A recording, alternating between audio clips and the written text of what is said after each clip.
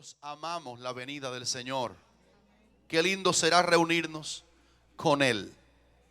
Porque la gente que tiene fe se salva. Esta es la victoria que ha vencido al mundo, nuestra fe. Estábamos perdidos, nadie se podía salvar por sí solo. La ley de Dios, que era buena, santa y justa, solo nos reveló cuán malo éramos nosotros y nos condenó. Pero Dios envió a su Hijo al mundo y le dio a Él el castigo que la ley decía que el pecado merecía. Y Cristo murió castigado por la ley, porque Él fue hecho pecado por nosotros. Y la Biblia dice que al que no conoció pecado, ese es Cristo, por nosotros lo hizo pecado para que nosotros fuésemos hechos justicia de Dios en Cristo. Y Él resucitó de los muertos después que pagó el precio al Padre por nuestros pecados. Y la manera única que el hombre tiene de salvarse es creer que Jesucristo es el Señor. Y creer que el Padre lo levantó de los muertos. Y el que cree eso se salva. Y se arrepiente de sus pecados. Y le pide a Dios que lo perdone. Y cuando cree eso y lo dice, hay un milagro adentro. Dice que la sangre de Jesucristo, su Hijo, nos limpia de todo pecado. ¿De cuántos pecados? No hay un tipo de pecado que no pueda lavar la sangre de Cristo. Por eso hemos venido a ser reparados cuando venimos al Evangelio. Las buenas nuevas de que creyendo me salvo. Pero la salvación está completada cuando nosotros veamos a nuestro Señor en el cielo.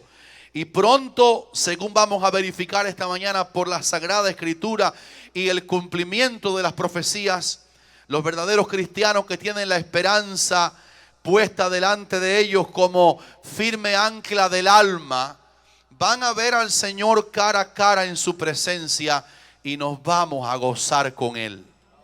Es a tal manera, ¿verdad?, que Cristo dijo que oremos, que seamos tenidos por dignos de escapar de las cosas que vendrán a este mundo cuando el Señor ya haya levantado la iglesia. Porque después que Él levante la iglesia, el mundo se va a desacotejar en una manera inexpresable. A tal modo que la palabra habla de esos días como la grande tribulación, cual no ha habido otra desde que el hombre existe hasta esos días. Ni siquiera cuando en los días del profeta Eliseo, las madres, dice la Biblia, se estaban comiendo los hijos por el hambre. Dice la Biblia que ese tiempo que viene, después que Monte de Sión se cierre, porque Cristo haya venido a buscar su iglesia, serán días terribles para la humanidad. Por eso, esta mañana queremos saber que el arrebatamiento de la iglesia al cielo es una necesidad inminente. La Biblia dice en Apocalipsis 3:10 que Cristo prometió al arrebatarnos en su venida, salvarnos de la hora de la prueba que ha de venir sobre el mundo entero para probar a los que moran sobre la tierra. Así que Él viene para salvarnos a los que somos suyos de ese momento cuando su ira va a caer en este mundo. También Él viene porque en la gran tribulación hay unos juicios que se van a derramar. Si usted quiere ver la cúspide de esos juicios, lea después en la casa el capítulo 16 de Apocalipsis para que vea lo que dice allí sobre copas de ira y trompetas de ira, que si eso ocurriera hoy también sería acabada la iglesia. Estando ahora en Los Ángeles, algunos me decían, ¿cómo que tú vas al oeste? Porque hay una falla de San Andrés allí, que están esperando los geólogos que en cualquier momento haya el terremoto más terrible de la historia del oeste de Estados Unidos. Las placas tectónicas llevan tiempo sin reventar, hay energía acumulada bastante y están esperando que la falla de San Andrés pronto ocurra allá adentro un terremoto de magnitud enorme y mueran millones. Hay una película que hicieron sobre eso que es catastrófico aún verlo. Pero yo le dije a ellos, parece que ese mega terremoto no va a ocurrir ahora que está la iglesia aquí, porque hay esperanza de que Dios nos va a guardar de los juicios que han de venir a nosotros. También Jesús tiene que venir a buscarnos, porque hay una escala que Romanos capítulo 8 versículo 30 da de nuestro ascenso en Cristo. Y Romanos 8 dice que a los que predestinó, a estos también llamó. Y a los que llamó, a estos también justificó. Y a los que justificó, a estos también glorificó. En otras palabras, Cristo viene para glorificar a la iglesia. Yo no creo para nada que la iglesia va a ser levantada toda despeinada y sucia. La Biblia dice en Efesios capítulo 5 que Él viene por una iglesia gloriosa, que no tenga mancha ni arruga ni nada semejante, sino que sea santa y sin mancha. Por eso creemos que Cristo ha de venir pronto para glorificar a la iglesia y llevársela con Él al cielo, para que escape de este estado de corrupción en que el mundo actualmente se encuentra. Ahora, esta mañana leímos una profecía sumamente importante que la leímos de Mateo 24, porque todo ese capítulo de Mateo 24 es una serie de profecías que Jesús está dando sobre eventos y cataclismos terribles que han de venir. Él dice que hay un cataclismo moral que viene y nuestros días lo están viendo. Por haberse multiplicado la maldad, el amor de muchos se enfriará. ¿Sabe cuánto ama una persona? La proporción de cuánto amamos es la proporción de cómo está limpio o sucio nuestro corazón. Cuando la maldad se multiplica, el amor se merma. Cuando dice Pablo que el amor nace de corazón limpio y de buena conciencia, quiere decir Jesús, cuando habla de los eventos de Mateo 24, dice, la maldad se va a multiplicar tanto en los últimos días que el amor se va a enfriar en la tierra. Así que es directa o inversamente proporcional la maldad al amor. Hay mucha maldad, hay poco amor, hay mucha pureza, hay bastante amor, y eso sirve como un termómetro para nosotros, para saber si nuestro corazón está amando. Tiene que ver con cuánta pureza Cristo ha operado dentro de nosotros. Y después que el Señor habló de guerras, rumores de guerras, y habló de cataclismos que vienen, y en un pasaje paralelo de Lucas el Señor dice que en ese tiempo de gran tribulación, los hombres van a estar abrumados por el bramido del mar y de las olas. Y cuando el Señor está hablando de esos eventos, y veréis terremotos y amenazas y nación contra nación y pueblo y país contra país, etcétera, de pronto el Señor cambia el discurso que está dando sobre eventos negativos. Y a partir del versículo que esta mañana leímos de Mateo 24, el Señor comienza a hablar de algo positivo. Y entonces, cambiando el tono del discurso, el Señor dice: de la higuera aprended la parábola. Cuando ya su rama está tierna y brotan las hojas, sabéis que el verano está cerca. Así también vosotros, cuando veáis todas estas cosas, conoced que está cerca a las puertas.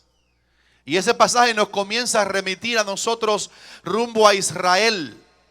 Porque la primera cosa en que tenemos que trabajar para entender lo que el Señor quiere decir a partir de este versículo que ustedes leyeron esta mañana conmigo, de la higuera aprendan la parábola, es que tenemos que definir cuál es la higuera. Déjeme decirle, antes de decirle cuál es la higuera, que al oír esta palabra del Señor en el final de Mateo 24, lo que está diciendo el Señor son tres cosas en específico. Número uno, está diciendo: observen la higuera.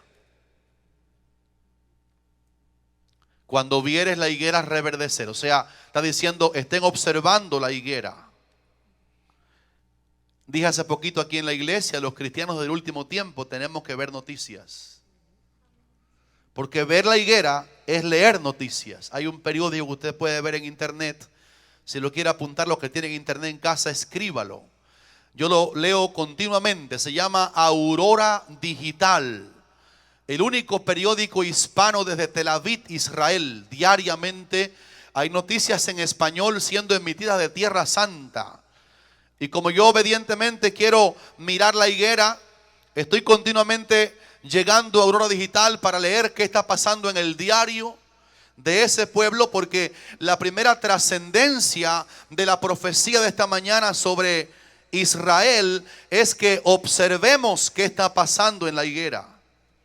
La segunda consecuencia de lo que el Señor está diciendo aquí esta mañana sobre la higuera es que aprendamos una enseñanza sobre la higuera. Tenemos que mirarla y dice, y de la higuera aprended la parábola. Ir mirando y aprendiendo algunas cosas que esa higuera nos va a decir a nosotros en este último tiempo. La tercera consecuencia de las palabras que estamos hoy estudiando de Cristo es que debemos identificar que si la higuera está reverdeciendo acaso y estamos aprendiendo de ella, dice el Señor que si eso estuviera ocurriendo acaso, es porque el Señor está cerca y da un tipo de cercanía, que es muy cerca. Dice el Señor, está cerca a las puertas. Por tanto, esta mañana tenemos que definir en primer lugar quién es esa higuera. Hay un capítulo que se llama Oseas, el capítulo 9 de Oseas, y el versículo 10, y usted lo puede un momentico hojear en su Biblia, leerlo, y yo también lo voy a hacer aquí en la mía. Cuando leemos Oseas capítulo 9, encontramos cómo Dios compara a Israel con una higuera. Y dice Oseas capítulo 9, la primera parte del versículo 10, como uvas en el desierto hallé a Israel, como la fruta temprana de la higuera, en su principio vi a vuestros padres. En otras palabras, el Señor está diciendo que Él está comparando a Israel con una higuera. Y dice que vio a Israel como una higuera cuando el Señor miró a los padres de la nación hebrea. ¿Quién fue el padre de la nación hebrea? Abraham, ¿cuál más? Isaac, ¿cuál más?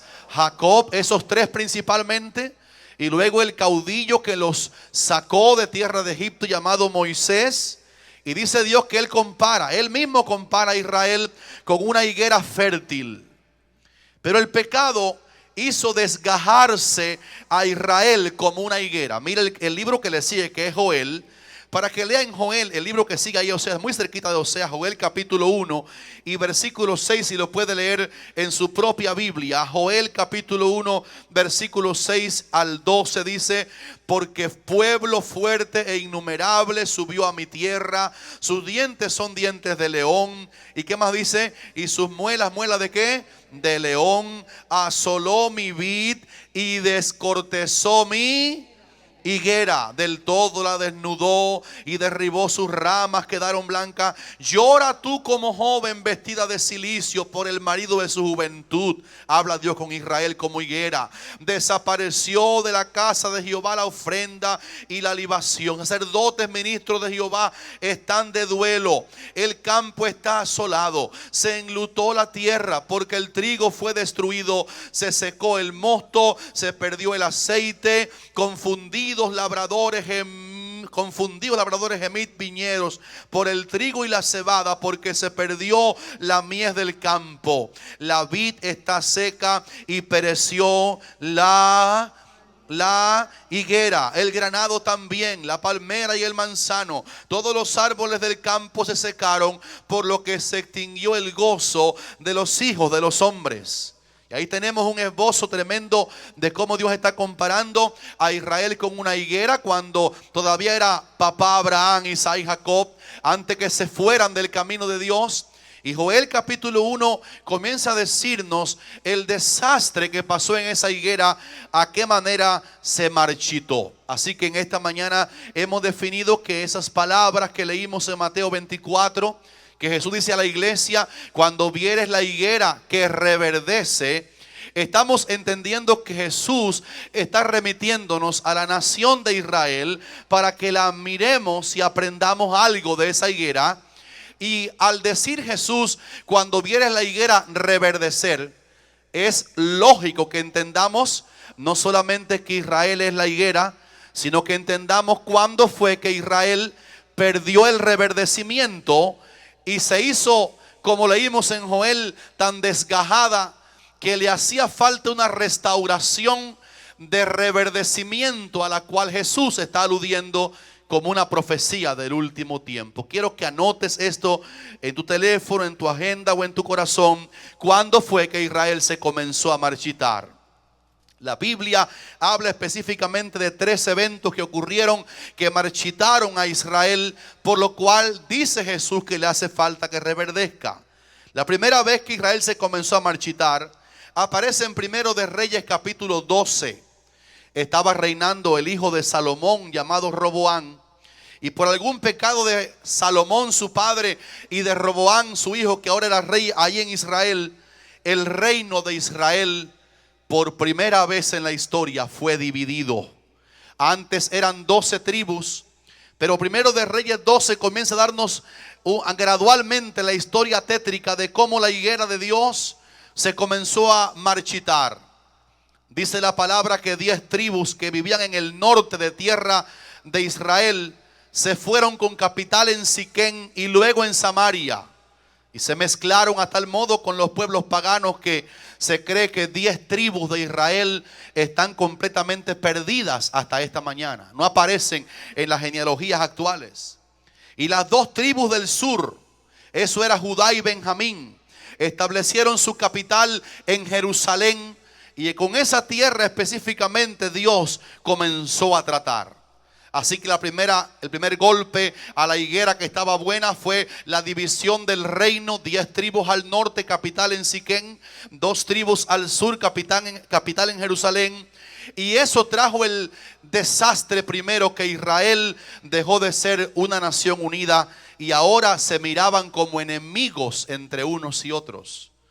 La Biblia registra con dolor guerras entre el norte y el sur, entre Israel y Judá. Era como se denominaba en ese tiempo los territorios. Y cuando Israel siguió pecando contra Dios, le ocurrió a la higuera la segunda debacle. Fue cuando en 2 ocasiones judíos fueron deportados a 2 naciones respectivamente muy poderosas. La primera deportación fue de judíos del norte que fueron deportados a un reino enemigo llamado Asiria, cuya capital era Nínive. Eso ocurrió 722 años antes de Cristo. Entonces, la primera vez que miles y miles de israelitas que vivían por lo menos con 10 tribus se fueron llevados cautivos, algunos con grillos y cadenas, a tierras de Nínive. Imagínense aquella Nínive que Dios mandó a Jonás a pregonar contra ella el desastre en 40 días. Parte del castigo era que una vez Nínive fue capital para que los judíos, el pueblo original de Dios, fuese llevado a Nínive, capital de Asiria. Y esa deportación trajo llanto, dolor, angustia, de una manera tremenda. Pero 136 años después del primer cautiverio del norte hacia Asiria, Nínive, vino el terrible Nabucodonosor, rey de Babilonia. Babilonia es Irak. Y 586 años antes de Cristo, los judíos del sur quedaron sujetos a un yugo desesperante en Babilonia. Y eso siguió marchitando la higuera. La tercera cosa que desgajó de completo la higuera, a tal modo que Cristo nos manda a los que estamos ahora como gentiles y también judíos creyentes en lo que va a pasar en el fin, que miremos si la higuera va a reverdecer algún día. El tercer golpe que la desgajó, la marchitó, casi la destruyó, aparece cuando el Mesías vino a este mundo. Y a los suyos vino, dice Juan capítulo 1 versículo 11, y los suyos no les recibieron. Israel dijo: no queremos a ese Jesús que anda con sandalias, no queremos a ese que se codea con los pobres, no queremos a ese que anda con prostitutas y deja que esa gente lo toque, no queremos. Era como ellos miraban en su lente pervertido y ciego al Mesías. Pero él se dejaba tocar su manto de mujeres con flujo de sangre para sanarle su enfermedad. Él comía con pecadores para decirle: yo soy el pan de vida. Él se dejaba tocar por rameras porque Él vino para buscar y salvar lo que se había perdido. Él era el amigo de los pecadores, no para ser pecadores con ellos, sino para brindarles un camino mucho mejor que el camino triste que el pecado había dejado en la gente. Yo quiero que los jóvenes que están aquí, adolescentes, sepan que el pecado cometido es el negocio más barato y menos inteligente que una persona puede hacer, porque la Biblia dice que la paga del pecado es muerte, y si la Biblia lo dice, eso es 100% verdad. Pero Cristo, cuando se codiaba con esa gente, era criticado. Y los judíos que no creían en Él se marchitaron por completo porque no entendieron que Él venía para buscar y decir a los pecadores: ni yo te condeno, pero ahora vete y no peques más. Y lo que veían era que Él era un blasfemo y que se codiaba con aquel tipo de lacra aparentemente mala. Y los judíos rechazaron a su Mesías y lo entregaron a Pilato, el gobernador romano, para que nada más y nada menos lo matara, acusado de que él era un blasfemo. Hay una parábola del mismo Jesús en Lucas 13:6, y él dijo estas palabras a Israel, que estaba ya casi marchito. Un hombre tenía una higuera, graben la palabra higuera, plantada en su viña, y vino a buscar fruto en ella y no lo halló. Y dijo al viñador: ya hace 3 años. ¿Cuántos recuerdan qué tiempo estuvo Cristo aquí en la tierra predicando? Ya hace 3 años que vengo a buscar fruto en esta higuera y no lo hallo. Córtala, corta la higuera. ¿Para qué inutiliza también la tierra? Él entonces respondiendo le dijo: Señor, déjala todavía este año, hasta que yo cabe alrededor de ella y la abone. Y si diere fruto, bien, y si no, la cortarás después. Y Cristo estuvo aquí más de 3 años, estuvo hasta casi el 4.º año predicando. Y lo que la parábola quiere decir es que aún Cristo quiso sanar la higuera, quiso bendecir a su Israel, le quiso dar vida y salud, pero el pueblo de Israel estaba completamente hundido en su ceguera espiritual y fueron marchitados cuando se dividió el reino, cuando fueron 2 veces cautivos, y ahora cuando ellos rechazan a su Mesías. Y ahora había un montón de profecías de un Dios que no se da por vencido cuando nosotros caemos. Y las profecías decían: Israel ha caído, pero Dios lo va a levantar. La higuera se ha marchitado, pero Dios la va a hacer reverdecer. Nada más tengo que leer 2 profecías grandes pero concretas de Isaías 43, 5 y 6 y Ezequiel 36. Dice Isaías: no temas, Israel, porque yo estoy contigo. Ustedes se acuerdan que ellos fueron llevados cautivos a Asiria, a Babilonia, y de ahí por delante en casi todos los países conocidos de la época los judíos comenzaron a emigrar. Pero Isaías abrió su boca en una profecía que decía: dice Dios que del oriente traeré tu generación y del occidente te recogeré. Diré al norte: da acá, y al sur: no detengas tu mano. Trae de lejos mis hijos y mis hijas de los confines de la tierra. Lo que dice aquí Isaías es que los judíos que estaban cautivos en tierras lejanas por su pecado, Dios prometía regresarlos a su tierra, porque si regresaban a su tierra, eso era sinónimo de que la higuera estaba otra vez comenzando a reverdecer. Y después en Ezequiel 36, todo un capítulo, dice Dios estas cortas palabras: y yo os tomaré de las naciones y os recogeré de todas las tierras y os traeré a vuestro país. Esparciré sobre vosotros agua limpia y seréis limpiados de todas vuestras inmundicias, y de todos vuestros ídolos os limpiaré. Os daré corazón nuevo. Reciban eso esta mañana también para ti y para mí. Recíbalo en el nombre del Señor. Y pondré espíritu nuevo dentro de vosotros. Y quitaré de vuestra carne el corazón de piedra. Y os daré un corazón de carne. Y pondré dentro de vosotros mi espíritu. Y haré que andéis en mis estatutos. Y guardéis mis preceptos. Y los pongáis por obra. Habitaréis en la tierra que di a vuestros padres y a vosotros. Y vosotros me seréis por pueblo. Hablando con los judíos esparcidos, volverán y me serán por pueblo, y yo seré a vosotros por Dios. Añádale esta palabra: porque para siempre es su misericordia. Y los guardaré de todas vuestras inmundicias, y llamaré al trigo y lo multiplicaré. Recíbalo en el nombre del Señor. Esta palabra está viva todavía. Esta palabra es para ellos, pero tiene vida, también es para ti y para mí. Y no os daré hambre. Multiplicaré asimismo el fruto de los árboles y el fruto de los campos, para que nunca más recibáis oprobio de hambre entre las naciones. En otras palabras, los profetas comenzaron a decir: Israel se ha marchitado, ha sido dividido, se ha ido a las naciones, están atados con grillos y cadenas. Pero las palabras decían que Israel sería restaurado, que Dios volvería a los hijos de Israel otra vez a su querida y deseada Jerusalén y a su tierra natal, la antigua Palestina. Y como se trataba de la palabra de Dios, yo sé que tú sabes que la palabra de Dios permanece para siempre. Yo sé que tú sabes que lo que Dios dice es verdad. Yo sé que tú sabes que se puede pasar el cielo y la tierra, pero su palabra nunca pasará.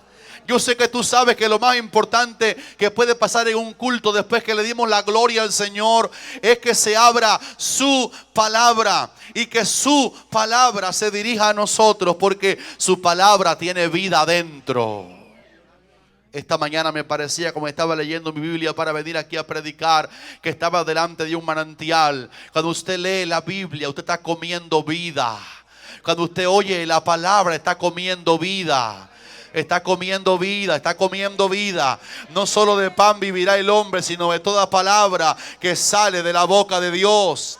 Una vez dijo Cristo, la carne para nada aprovecha. Él dijo, el Espíritu es el que da vida. Y dijo, las palabras que yo les he hablado a ustedes son espíritu y son vida. En otras palabras, cuando ustedes oyen a Isaías, a Ezequiel, y nada más tomé dos porque hay miles de profecías que hablan de un Israel restaurado, entienda que esa palabra debía cumplirse, porque se trataba de los oráculos de Dios, de la palabra que de un Dios que no es hombre para que mienta, ni hijo de hombre para que se arrepienta. ¿Cuántos gritan aleluya a ese Dios veraz? Dice la Biblia, sea Dios veraz y todo hombre mentiroso. Así que las profecías desafiaron el gran destierro. El nombre de Israel se perdió. El idioma hebreo se perdió. La bandera judía se perdió. La monarquía se perdió. Los reyes desaparecieron. La nación se esparció. A tal modo que tierra de Palestina fue ocupada por otros países que a través de milenios o de siglos la colonizaron y la hicieron suya. Pero la palabra de Dios decía, la higuera reverdecerá, Israel volverá a su tierra, los cautivos serán libertados. Alábale si puedes en esta noche, en esta mañana. Y como era la palabra del Señor, hubo una fecha, quiero que la marquen en su calendario, cuando Dios comenzó a darle cumplimiento a eso que leímos esta mañana en Mateo 24 de los labios del Señor, cuando Él decía, aprendan de la higuera una parábola. Cuando ella comience a reverdecer, a ver si yo me estoy explicando, ¿cuánto entiende lo que estoy explicando de la higuera, verdad? Israel, la higuera, fue marchita, ahora dice Dios, como nación Israel va otra vez a reverdecer. ¿Y sabe qué pasó? La fecha magna de la historia judía que comenzó a marcar el reloj de Dios, que nos dice que el Señor Jesús está tan cerca, que está a las puertas. Porque el día 14 de mayo de 1948, Naciones Unidas, reunida, aprobó que Israel, que no tenía por miles de años o por cientos de centurias, por muchas centurias, no tenía pueblo, ni idioma, ni bandera, ni partido, ni capital, Naciones Unidas acordó en el 14 de mayo de 1948 darle orden a todos los judíos que estaban dispersos por toda la tierra que podían comenzar a regresar a su antigua tierra de Israel, porque Naciones Unidas consideraba que Israel volvería a ser nación otra vez.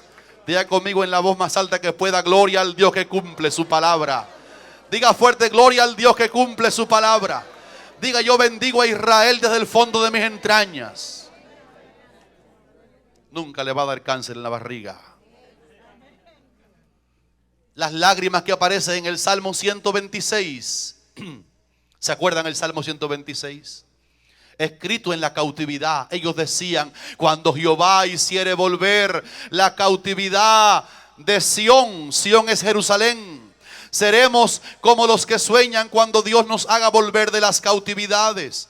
Entonces nuestra boca se llenará de risa y nuestra lengua de alabanza. Entonces dirán entre las naciones: grandes cosas ha hecho Jehová con estos, grandes cosas ha hecho Jehová con nosotros, estaremos alegres. Así, a partir del 14 de mayo de 1948, Israel alzó otra vez la bandera de la estrella solitaria del rey David.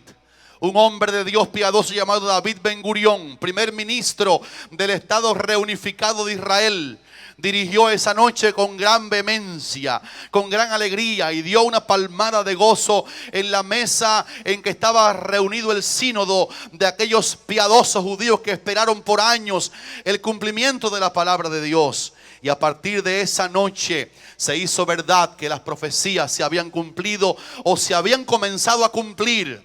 Pero faltaban algunos eventos grandes por suceder para que la higuera realmente reverdeciera. Acuérdense que lo que el Señor dijo es: cuando vieres a la higuera, mirad la higuera, cuando reverdece y sus ramas están tiernas. Recuérdense entonces cuando las ramas están tiernas y brotan las vides. Así que habla de una higuera que reverdece, echa hojas. Graben todo eso por secuencias. Echa hojas esa higuera, echa vides. Entonces estén observando, porque ya cuando florezca completamente, sepan que mi venida está a las puertas. 19 años después de 1948, faltaba un evento glorioso que iba a darle hojas a la higuera. Es que el 14 de mayo de 1948, Israel no tenía todavía Jerusalén como capital. Pero 19 años después, en el año 1967, bendito año que yo nací, no saquen la cuenta qué tiempo hace de eso. En la guerra de los 6 días, Israel recuperó a Jerusalén como capital. ¿Cuánto le pueden alabar en esta mañana? Porque Él es el Dios de Sión. Vamos, denle un aplauso lo más grande que pueda. Junte las manos y denle un aplauso lo más grande que pueda. Solo 19 años después, en la guerra de los 6 días, Israel recuperó otros territorios que estaban todavía ocupados por naciones paganas. Y recuperó la amada Jerusalén. Lo que decía el Salmo 126. Cuando Dios hiciera ver la cautividad de Sión, que significa la cautividad de la capital, la cautividad de Sión. Porque cuando David se hizo rey sobre Israel, David conquistó la ciudad de los jebuseos. Esta Sión, que es Jerusalén, era la antigua Jebús. Y Josué no pudo conquistar Jebús. Ni nadie, ni ninguno de los jueces, ni Ahola, ni ninguno de los otros, ni siquiera Gedeón con su fuerza, ni Sansón tampoco con su gran fuerza del Señor pudo conquistar a Jebús. Pero David, cuando llegó al reino, el hombre conforme al corazón de Dios. Yo creo que hay cosas que se ganan cantando. Y van a decir amén la gente de la alabanza. ¿Cuántos aquí pertenecen a la alabanza de la iglesia Monte de Sión? Yo pertenezco a la alabanza de Monte de Sión. Y Dios eligió a un músico, Giovanni, y eligió al hombre que cantaba dulce. Y ese hombre jerarca de Dios en Israel conquistó Jebús. Y fue tal gozo que le pusieron la ciudad de David, o la ciudad del gran rey. Y en el Salmo 48 los judíos dedicaron a Jerusalén a Dios. Y Jerusalén, Jebús, es la ciudad del gran rey, porque allí pusieron construyeron el templo de Dios en la gran, amada, querida ciudad santa de Jerusalén. Imagínense qué gozo para los judíos que estaban viendo la higuera, que estuvo por siglos desanimada, triste, abandonada, ver que ya recuperan su tierra, ven que recuperan su capital en el año 1967. Y a partir de allí, quiero que todo el mundo escuche esto, que nada más lo voy a decir porque es cumplimiento de lo que dice Jesús sobre la higuera reverdecida. A partir de allí, esa nación de Israel está asombrando al mundo cada día y diciéndole a la iglesia qué hora es en el reloj de Dios. Quiero citarles 31 o 32 avances que Israel tiene para que se cumpliera hoy, que estamos en los días de la higuera que ha reverdecido. No solamente ganaron su país, ganaron su capital. Y quiero así a vuelo de pájaro decirles rapidito 32 cosas que asombran al mundo sobre ese pequeñito país de Israel. Reverdeció la primera vez en el 1900, así que ese es un país de los más jóvenes del mundo. Esta nación americana nada más tiene 239 años, pero Israel nada más tiene hoy 67 años de haber sido resucitada de los escombros. El tamaño de todo Israel es del tamaño del estado de New Jersey. Israel es tan pequeño que su territorio es, si acaso, el 1% del tamaño de Arabia Saudita. Pero en ese país tan pequeño ha habido tantos inmigrantes judíos cumpliendo Dios la profecía de Isaías y Ezequiel, que están llegando por miles cada año, a tal modo que en unos poquiticos años la población de Israel se ha ascendido a 8 millones o 18 mil judíos en Tierra Santa. Alábale si puede. ¿Sabe qué significa eso? Que en unos poquitos años Israel tiene hoy 10 veces más la población que tenía en el año 1948. Yo no soy evangelista, pero puedo preguntar, ¿quién lo hizo? ¿Cuántos dicen amén? ¿A quién lo hizo? Una aceleración de inmigrantes llegando a Tierra Santa, poblando un país tan sumamente pequeñito. Curiosamente, la solución final nazi bajo Hitler había arropado muerte, y 6 millones de judíos hace unos añitos nada más fueron muertos bajo la bota de aquel hombre loco, paranoico llamado Adolfo Hitler. Y exterminó aparentemente los judíos porque él dijo que el que no tuviera sangre alemana no era digno de estar sobre la tierra. Y acabó, hizo campos de concentración y dio soluciones de químicos para matar judíos en manera despiadada, casi indescriptible. Pero oiga bien para que se goce, solo 3 años después del holocausto hubo un milagro. 3 años después de que habían muerto 6 millones de judíos, seguía en pie la palabra que decía: yo volveré a mi pueblo, a su tierra, y los multiplicaré. La higuera tenía que reverdecer para dar lugar a los eventos de la venida de Cristo. Y hoy un 75,3, o sea, más de 6 millones de judíos, de habitantes en Tierra Santa, son judíos, y solamente un 20,7% son árabes y están sujetos al gobierno de Israel. Quiero decir una cosa curiosa. Cuando fuimos a Israel, los hermanos y yo encontramos que Belén no pertenece al gobierno de Israel hoy día. Está también como Nazaret bajo el gobierno árabe.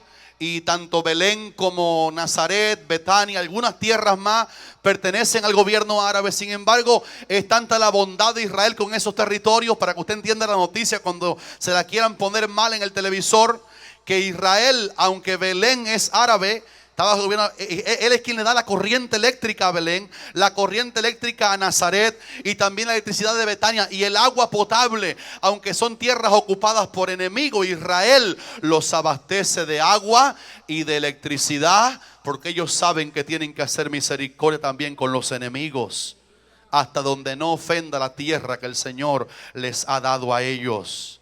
En los últimos años están llegando, escuche este dato, 16,000 judíos por año a habitar en la higuera que está reverdeciendo. ¿Lo puede alabar en esta noche? ¿En esta mañana? ¿Lo puedes alabar en esta mañana? ¿Lo puedes alabar en esta mañana?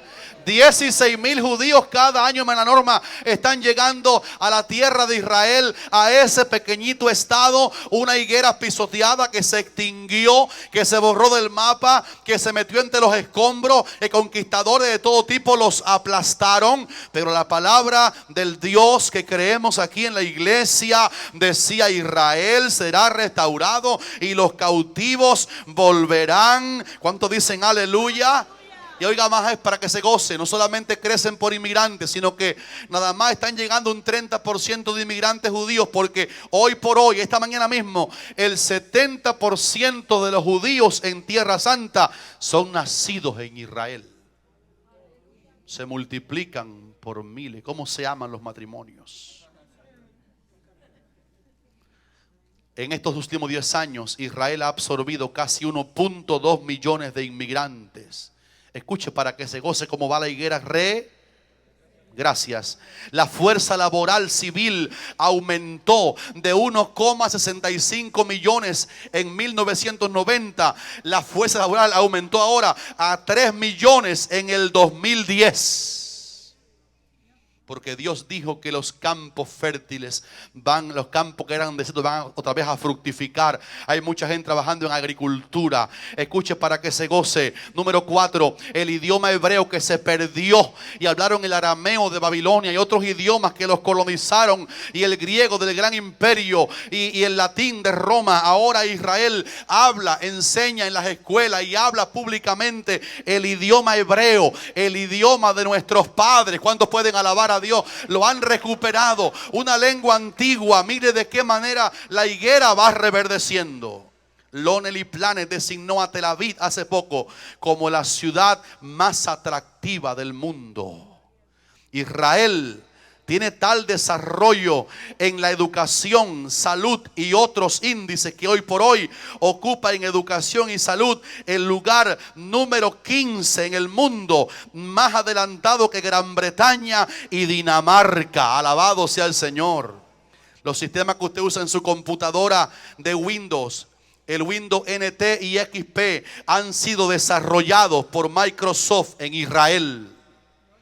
La cuarta fuerza aérea más grande del mundo, después de Estados Unidos, Rusia y China, la tiene Israel. Cuidado con los judíos. Aparte de una gran variedad de otro tipo de aviones de guerra, Israel mantiene, escuche esto, en su arsenal más de 250 F-16. Israel tiene la flota más grande de estos aparatos fuera de los Estados Unidos. Los iraníes hablan con la lengua así, pero cada vez que quieren acercarse un poquito saben que Israel está armado hasta los dientes, porque la higuera está reverdeciendo. Los grandes protocolos de pilotaje de naves aéreas dicen, lo han dicho en el mundo entero, que Israel dispone del más impenetrable protocolo de seguridad de vuelos en el mundo entero. Se va a Israel como lo revisan. ¿Recuerda Zulmita Lester en el aeropuerto de Tel Aviv?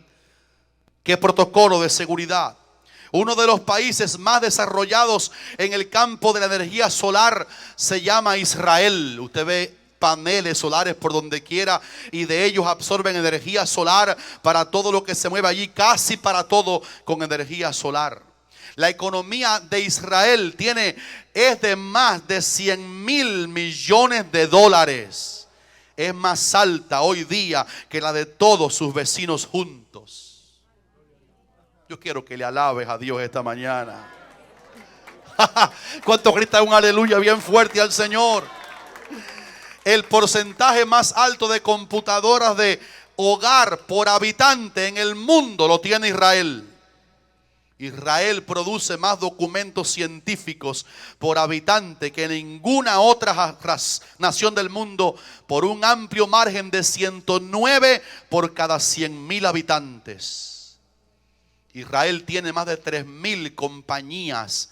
Recuerden que es un estado así que parece un pineíto en el mundo árabe, Lester. Pero Israel tiene más de 3,000 compañías de alta tecnología y startups. Israel tiene la más alta concentración de compañías de tecnología alta en el mundo entero, solamente superado por Estados Unidos. Fuera de Estados Unidos y Canadá, Israel tiene registradas el mayor número de compañías en el Nasdaq de Nueva York. Israel tiene el nivel de vida más alto del Medio Oriente.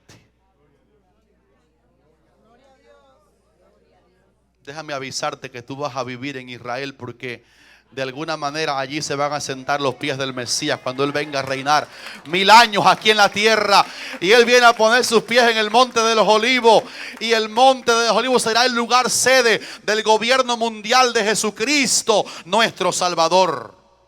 El 24% de la fuerza laboral israelí tiene título universitario. Solamente Estados Unidos y Holanda le ganan. Israel tiene el más alto promedio de universitarios por habitante del mundo entero. Tiene el tercer puesto mundial de empresarios.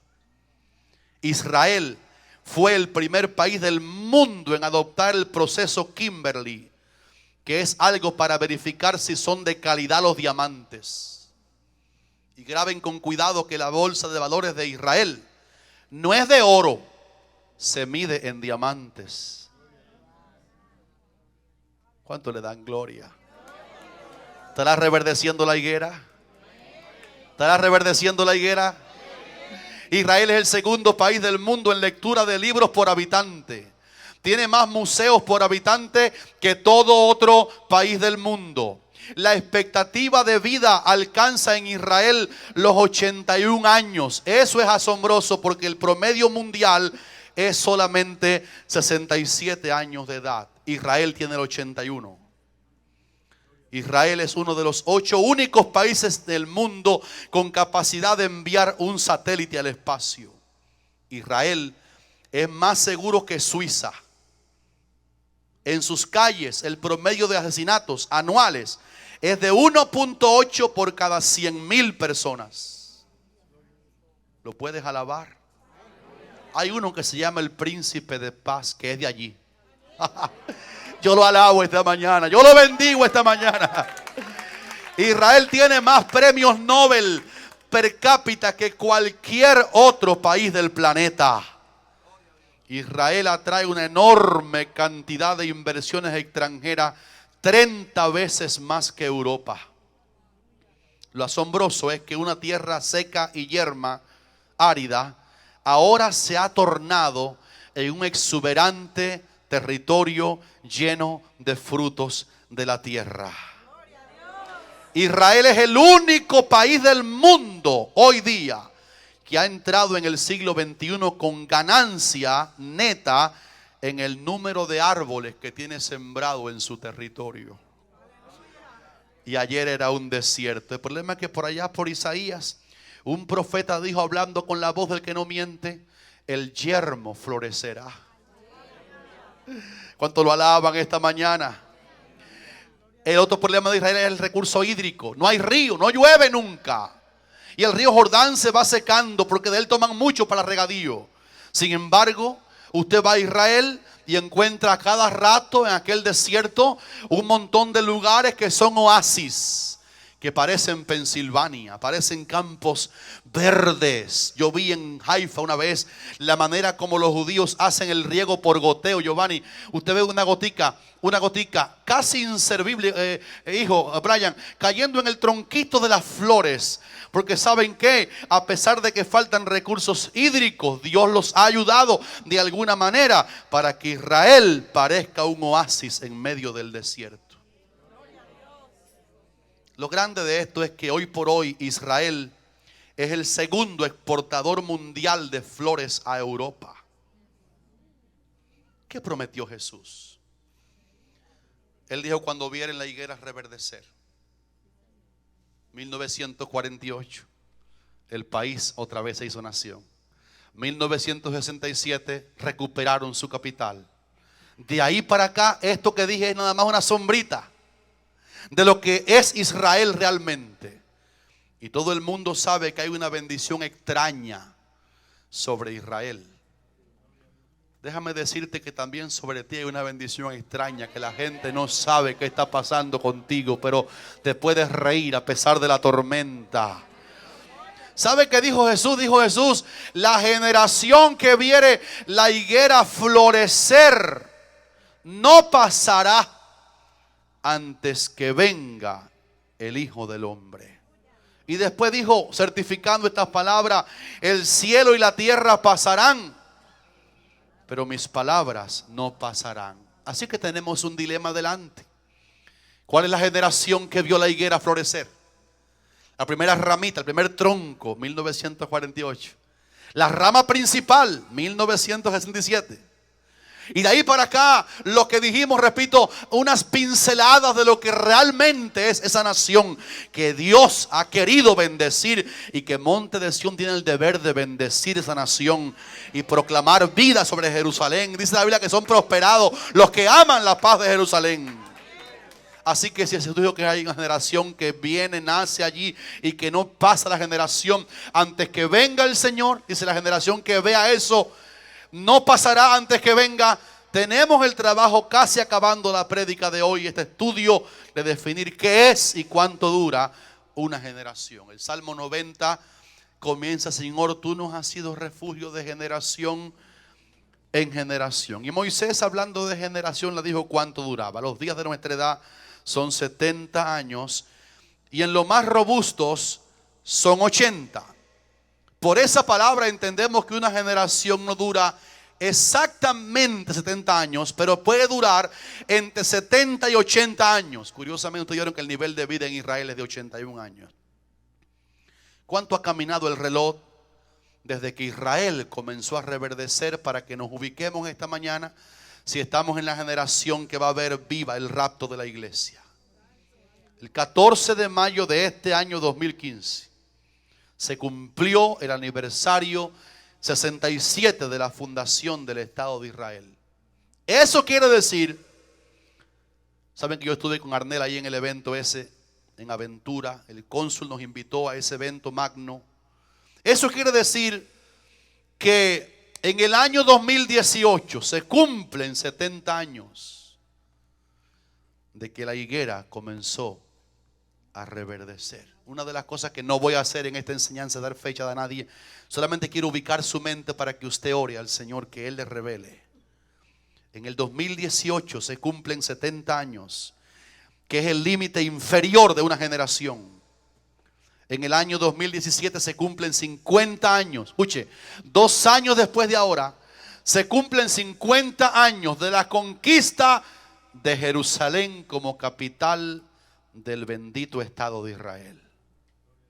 Así que para los judíos, el año del jubileo comenzará en el 2017 y terminará en el 2018. Eso es vital, porque cada 50 años, dice la Biblia en Levítico, que la tierra debe reposar. Se perdonan todas las deudas y hay festividad. Una vez después del diluvio, Dios dijo a Noé: Noé, no contenderá mi espíritu para siempre con el hombre, porque él es carne, pero dicto que los días del hombre serán 120 años. O sea que las generaciones pasan nuevas, 70 u 80, pero el límite que puso Dios de cuánto un hombre puede durar son 120. Y esa fue una palabra gloriosa, porque se la dijo Dios a Noé: los días del hombre serán 120 años, y cada 50 años Israel hace una festividad llamada jubileo. Si uno multiplica 50 por 120, eso da 6,000. Y en el 2017 la humanidad cumple 6,000 años de existencia sobre la faz de la tierra. En el 2017 Israel comenzará a celebrar el jubileo número 120 desde que Adán fue creado por Dios. Faltan 1,000 años más después que se cumplan 6,000. Y esos 1,000 años que faltan son el reino milenial de Cristo. Porque aunque tú eres ahora el más chiquito de tu barrio, el burlado de tu vecindad, el menospreciado en el trabajo, el joven que en la escuela se ríen de ti porque eres cristiano, hay un destino tan grande, verdadero y real para los que somos del Señor, que la Biblia dice que los que somos de Él seremos reyes y sacerdotes con Dios nuestro Padre. Y vendremos aquí a reinar con Él en esta tierra. Hablo con la gente que sufre y llora como yo, que tienen aguijones como yo y también como tú, que lloran: Señor, pero tú me has abandonado, Señor, pero tú me has dejado. Dice la palabra que si sufrimos con Él, también reinaremos con Él. Cuando Cristo venga a reinar aquí, van a comenzar los últimos 1000 años de la historia humana, porque el número 7 en la Biblia es el número de la perfección de Dios. Todo lo que es perfecto en la Biblia es acotado con el número 7. 7 iglesias, 7 espíritus de Dios, 7 trompetas, 7 juicios, 7 copas. Y ahí hay un montón de decenas de 7 en la Biblia indicando lo que Dios completa. La creación del hombre duró hasta el día sexto y el séptimo Dios completó el reposo. Así que viene 1000 años después que se cumplan los 6000 que dije de historia humana. Faltan 1000 que son el reino milenial de Cristo.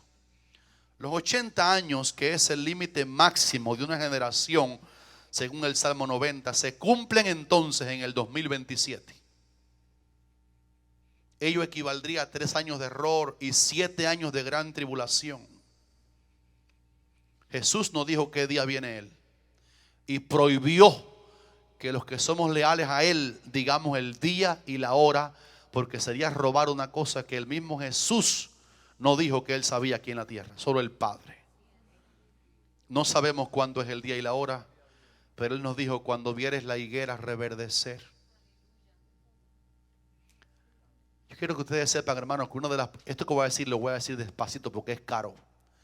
Una de las señales de que Cristo está a las puertas, a tal manera las puertas, que va a arrebatar primero la iglesia para que ocurra aquí la gran tribulación, es por esto. Cuando los judíos se marchitaron por completo en la cruz y mataron a su Mesías, la cronología que le dijo Dios a Daniel de que habían 70 semanas de años para el trato con Israel, se paró en la cruz en la semana 69. Y después que Lucy no esté aquí, ni yo, comenzará la última semana de Daniel, que son 7 años en los cuales Dios tratará directamente con la nación judía para volver sus corazones. Ya les dio la tierra, les dio la capital, le dio la mejor economía del mundo, pero falta que le dé un corazón nuevo, como estaba en las profecías que ustedes oyeron esta mañana. Cuando tú y yo estemos levantados arriba, comienza la jornada cuando el anticristo va a perseguir a tal manera a los judíos, que ese tiempo se llama en Isaías la apretura de Jacob. Y los judíos serán perseguidos. Las naciones que están a la orilla queriéndoselo comer ahora, hay una cosa que los detiene. Pero cuando el Señor levante la iglesia y antes de que Él reine aquí en Jerusalén, las naciones van a estar, mire, como rodeando a Israel para devorarla. Y es cuando ocurre la gran batalla de Armagedón, en la cual los enemigos abajo no pelean, porque de Dios desciende fuego del cielo y los consume a los enemigos. Cuando Cristo venga a reinar glorioso en esta tierra y todo ojo le verá. Aleluya, aleluya. Cristo viene al mundo otra vez. Así que yo no sé el día ni la hora, pero sé que el tiempo se ha cumplido. Y dice Lucas 21:31. Hablando de los días que están ya aquí, voy a acabar el mensaje. Cuando estas cosas comiencen a pasar, sabed que está cerca a vosotros el reino de Dios. El Señor no retarda su promesa como algunos tienen por tardar, sino que es paciente para con todos, no queriendo que ninguno perezca, sino que todos procedan al arrepentimiento. Una generación no es exacta. Puede durar 70 años, 80 años, 2017, 2027. El Señor dijo: no pasará esa generación que vea la higuera completamente reverdecida antes que sepan que está a las puertas el Hijo del Hombre. No sé el tiempo exacto, pero yo vine en esta mañana con amor a proclamar aquí que la iglesia haya ubicado su mente y sepa en qué momento de la historia estamos. Es tiempo de decir: es mi deseo ser como Cristo. Es tiempo tiempo de clamar por Israel. Digan amén si lo creen. Es tiempo de clamar por Estados Unidos. No durmamos como los demás, sino velemos y seamos sobrios, porque la venida del Señor se acerca. Están por comenzar. Las bodas están por comenzar. Cristo viene pronto.